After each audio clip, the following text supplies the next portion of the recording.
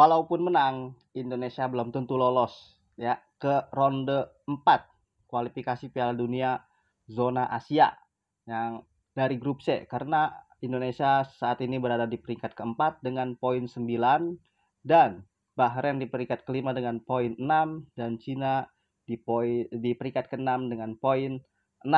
Jadi di grup C ada 6 negara terdiri dari Jepang, Australia, Arab Saudi, Indonesia, Bahrain dan juga Cina.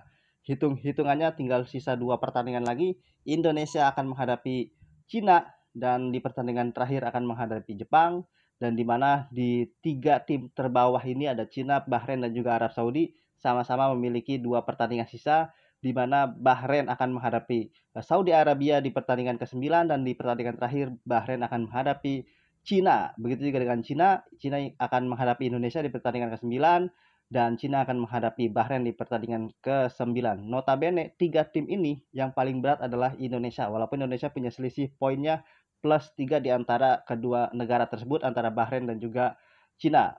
Indonesia masih berpeluang lolos ya, tentunya sangat besar peluang lolosnya ke Piala Dunia langsung ataupun lolos ke ronde keempat ya. Apabila Indonesia menang menghadapi Cina, maka poin Indonesia plus 3 dan 9 plus 3 sama dengan 12. Tapi kita harus melihat dulu pertandingan antara Bahrain dan juga Saudi Arabia. Apabila Bahrain menang menghadapi Saudi Arabia, apalagi Bahrain bermain di kandang Bahrain ya, itu Bahrain poinnya sekarang 6 plus 3 menjadi 9. Selisihnya 3 poin dengan Indonesia. Tinggal nanti yang dihitung adalah selisih gol. Dan di pertandingan terakhir Bahrain akan menghadapi Cina. Nah, Indonesia akan menghadapi Jepang. Apabila Indonesia kalah lawan Jepang, maka poin Indonesia tetap 12. Dan apabila Bahrain menang menghadapi Cina, maka Bahrain poinnya 9 plus 3 menjadi 12. Nah, dengan poin yang sama, maka yang akan dihitung adalah selisih gol. Ya, bukan head to head. Sekali lagi bukan head to head. Yang dihitung adalah selisih gol. Jika Cina kalah dengan Bahrain dengan skor telak ya, maka bisa saja Bahrain ini selisih golnya lebih sedikit. Apalagi Indonesia di pertandingan terakhir misalnya Indonesia kalah telak dengan Jepang, kalah atau 2-0 atau 3-0 oleh Jepang yang bermain di kandang Jepang, itu akan membuat minus selisih gol Indonesia semakin banyak. Makanya potensinya Indonesia jika ingin lolos ke ronde keempat, maka harus menang menghadapi Cina dengan skor yang banyak, serta berharap Bahrain tidak menang lebih dari 1 gol atas Arab Saudi. Syukur-syukur ya, kita berharap semuanya Bahrain ini tidak mendapatkan poin maksimal, minimal seri, maksimal seri ya, kalau bisa kalah. Ya, kalau bisa kalah. Itu. Kenapa seperti itu? Karena yang dihitung dari klasmen ini adalah selisih gol, dan Indonesia pertandingan terakhir rentan menghadapi Jepang. Walaupun kita semua tahu pemain yang dibawa oleh Jepang ini adalah pemain-pemain lapis 2, tapi pemain lapis 2 ini Jepang ini kita tahu kualitasnya sangat bagus, dan juga dia pemain-pemain yang ingin menunjukkan kepada pelatihnya bahwa pemain lapis 2 pun siap masuk ke tim inti dari timnas Jepang. Nah, ini akan menjadi persaingan juga bagi tim Jepang itu sendiri. Makanya ajang pembuktiannya ketika nanti menghadapi Australia dan juga Indonesia bagi pemain-pemain Jepang. Nah, Indonesia harus waspada ya, apalagi di timnas Indonesia ini ada beberapa pemain seperti Ragnar Oratmangun tidak main, Eliano Rendos tidak main, Martin Paes dan juga Marcelino memang sudah main, tetapi biasanya Indonesia di setiap pertandingan kualifikasi Piala Dunia ini menambah atau mendatangkan pemain naturalisasi. Tapi untuk di pertandingan terakhir yang sangat krusial ini tidak menambah sama sekali, dan lebih banyak memanggil pemain Liga 1 seperti Egy Maulana Fikri, Yakob Sayuri dan Yance Sayuri, ada juga kiper Reza Arya. Tapi ini juga merupakan peningkatan dari Liga 1 di mana pemain-pemainnya dipanggil ke timnas, di sisi lain ada pemain abroad ya, pemain-pemain naturalisasi, sebuah proses pencapaian dari Liga 1. Tetapi tetap peluang Indonesia 50% 50%. 50% bisa lolos dan 50% bisa gugur dari grup C ya, ronde ketiga ini. Faktornya ada di pertandingan terakhir, bukan di pertandingan melawan Cina-nya ya.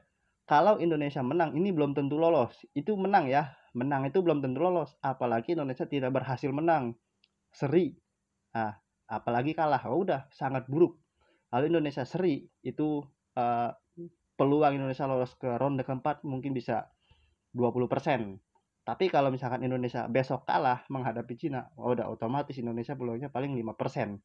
Karena pertandingan terakhir Indonesia harus menghadapi eh, Jepang, sedangkan Cina harus menghadapi Bahrain. Begitu juga Bahrain ketika berhasil mengalahkan Arab Saudi, maka di pertandingan terakhir akan menghadapi yang namanya Cina ya. Jadi tiga tim terbawah ini di papan klasmen grup C ini yang sangat rentan adalah timnas Indonesia. Makanya Indonesia sangat bergantung pada pertandingan antara Bahrain dan juga menghadapi Saudi Arabia, di mana di sisi lain kita menghadapi Cina ini harus menang ya. Dan tentunya walaupun menang belum ada jaminan. Perlu kita lihat dulu pertandingan antara Bahrain dan juga Arab Saudi. Hasilnya bagaimana? Jika pertandingannya dimenangkan oleh pertandingan antara Saudi Arabia dan juga Bahrain dimenangkan oleh Bahrain, maka poin kita menang menghadapi Cina ini belum berdampak apa-apa karena selisih poin kita masih 3.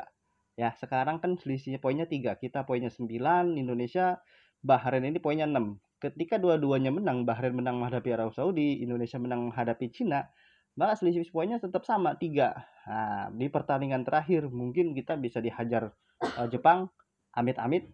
Mungkin juga Bahrain bisa menang telak atas Cina, bisa jadi kemungkinan ya seperti itu. Makanya hitung-hitungannya kita tetap harus waspada, apalagi ini Bahrain pelatihnya Dragan Talacic juga mengatakan sebelum dia pulang menghadapi Indonesia, dia mengatakan bahwa masih ada 2 pertandingan, bagaimana ketika di 2 pertandingan tersebut Indonesia 2 kali kalah dan Bahrain 2 kali menang, maka yang akan lolos adalah Bahrain. Ya, seperti itu. Itulah sepak bola dan hitung-hitungannya seperti itu. Oke, jadi kita ini belum ada jaminan. Apabila kita menang, belum ada jaminan, tetapi kita sangat berharap tim nasional Indonesia ini bisa menang, tentunya mengalahkan Cina. Kalau bisa skornya ini dengan plus 2 minimal, minimal plus 2. Kalau bisa syukur-syukur ya lebih dari 2, 3 atau 4 selisihnya gol ya. Karena yang dihitung adalah selisih gol, bukan head to head. Kalau head to head kita cukup mengamankan satu pertandingan saja ketika menghadapi Cina karena kita sudah pasti aman walaupun Bahrain 2 kali menang kalau dihitungnya head to head, tapi peraturannya bukan head to head. Jadi kalian jangan salah paham tentang hitungan klasmen yang ada di zona Piala Dunia ya, kualifikasi Piala Dunia zona Asia dan semua zona itu kualifikasi Piala Dunia menggunakan selisih gol, bukan head to head. Oke. Jadi memang head to head kita menang atas Bahrain, kita di GBK menang 1-0, di Bahrain seri 2-2 ya.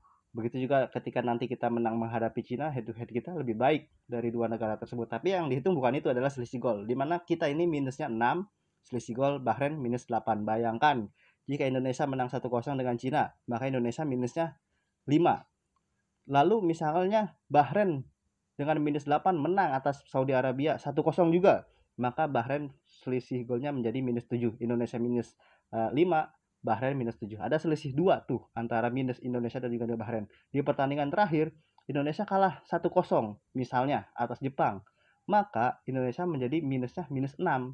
Ya, selisih 1. Misalkan Bahrain ini menang 2-0 atas Cina, maka yang tadinya Bahrain minus 7 jadi minus 5 selisih golnya. Dan itu lebih baik daripada Indonesia selisih gol, walaupun poinnya nanti sama-sama 12, tetapi selisih golnya Bahrain lebih baik. Itu hitung-hitungan yang normal sebenarnya.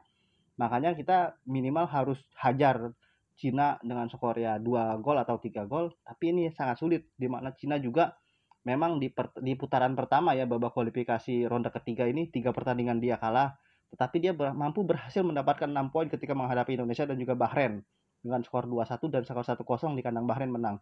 Bisa jadi ini menjadi pemicu semangat juga bagi Cina di 2 pertandingan terakhir, di mana memang notabene Indonesia dan juga Bahrain merupakan tim yang terlemah di antara peserta Jepang, Saudi Arabia dan juga Australia. Mungkin dia bisa push di sini ya Cina.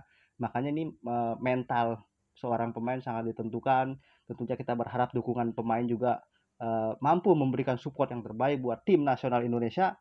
Oke, kira-kira segitu aja dari saya. Bagaimana pendapat teman-teman? Silahkan tulis di kolom komentar. Terima kasih. Salam olahraga.